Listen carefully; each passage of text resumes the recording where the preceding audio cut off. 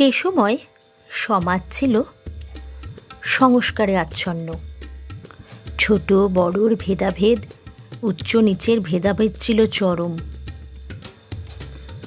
জমিদার এক পুকুরে স্নান করার অনুমতি না দিলে কারোর ক্ষমতা ছিল না সব প্রজাতির মানুষ এক পুকুরে স্নান করে। সাহেবদের এক গ্লাস জল দেবার মতন সাহস কারোর ছিল না। এরকমই দিনের একটি ঘটনা, যেখানে পুরুত ঠাকুরদের কদর ছিল বিশাল, তাদের সম্মান ছিল অনেক উঁচুতে।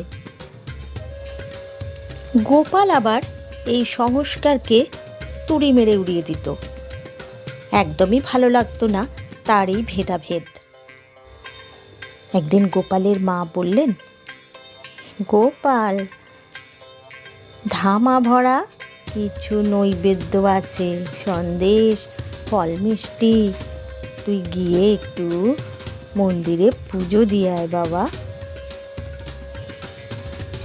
মায়ের আদেশ মতো গোপাল সেই ধামা মাথায় নিয়ে কালী মন্দিরের উদ্দেশ্যে রওনা দিল। যাত্রার শুরু থেকে একটি কুকুর গোপালের পিছু নিল। এমনিতে গোপাল কুকুর খুব একটা দেখতে পারে না, খেতেও দেয় না খুব একটা।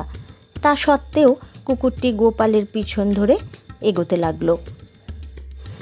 সামনেই একটা জঙ্গল পড়ে, সেই জঙ্গলের শেষ প্রান্তে কালী মন্দির।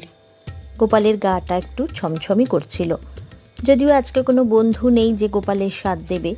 তাই সে ভাবল, কুকুরটা যখন তার সাথে সাথে যাচ্ছে তখন তাকে আর তাড়াবো না। এইসব মনে করতে করতে গোপাল এগিয়ে চলল কুকুরটিও।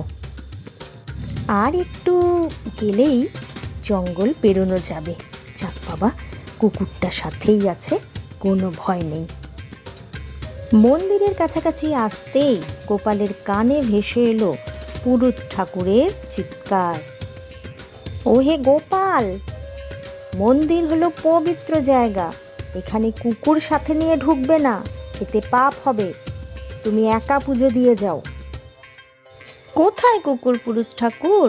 আমার পেছনে তো কোনো কুকুর নেই, আমি তো দেখছি আপনিই আমার পিছন পিছন আসছিলেন, তাহলে কি?